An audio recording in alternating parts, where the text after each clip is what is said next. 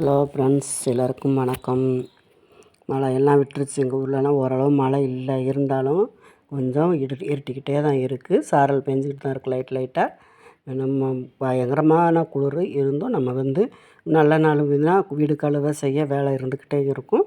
வேலையெல்லாம் முடிக்கிறதுக்கு எல்லா வேலையும் முடிச்சாச்சு. வீடு கழுவி விட்டாச்சு. வீடு கழுவி விட்டு விளக்கெல்லாம் கழுவுறது எல்லா வேலையும் இருக்குங்கிறனால எல்லாம் முடிச்சாச்சு. இப்போ இது மீஷோவில் போட்டிருந்தேன், ஆர்டர் போட்டிருந்தேன். இந்த பணியாரக்கல் வந்துருச்சு. வந்ததுக்கப்புறம் பார்த்தா ரொம்ப லேசாக இருந்தது.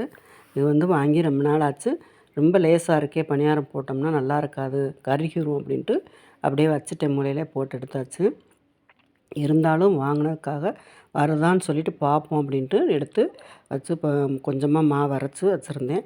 அதை எடுத்து இப்போ ஊற்றுன்ட்டு நல்லா புது பொருள் எதுவுமே நம்ம வாங்கி அப்படி நல்லா கழுவுனா தான், கழுவாமல் யூஸ் பண்ணக்கூடாதுன்னு நல்லா கழுவி எடுத்து வச்சு அதுக்கப்புறமா நல்லா தொடச்சிட்டு தான் அப்புறம் வச்சேன்.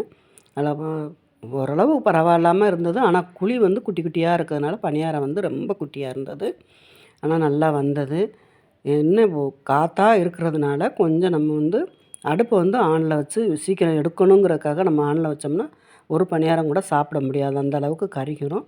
சிம்லேயே வச்சு நல்லா ஓரளவு சிம்லேயே வச்சுட்டு இருந்தால் தான், மூடி போட்டு மூடி வச்சிட்டோம்னா ஓரளவு சீக்கிரமாக வெந்துடுது. இப்போ எடுத்து அதுவும் யூஸ் ஆகிருச்சு. நல்லா இருந்தது பணியாரக்கல். ஏன்னா வாங்கினதுக்கு லைட்டாக கொஞ்சம் வெயிட் இருந்ததுன்னா நல்லாயிருக்கும். அந்த அளவுக்கு வெயிட் இல்லை. சரின்னு எடுத்து ரெடி ஆகிருச்சு பணியாரம். இப்போ சாப்பாடு சாதம் வடித்து சாம்பார் வச்சாச்சு. சாம்பார் வச்சு கத்திரிக்காய் மிளகு வறுவல் ரெடி பண்ணியாச்சு. அது மிளகு தூள் தான் போட்டு நல்லா வறுவல் பண்ணியிருக்கேன். பச்சை மிளகாய் இதில் போட்டோம்னா தெரியாதுங்கிறதுனால மேலேயே காரத்துக்கு மிளகுத்தூள் கொட்டியாச்சு. வீடியோ பிடிச்சிருந்தால் லைக் பண்ணுங்கள். பாய்.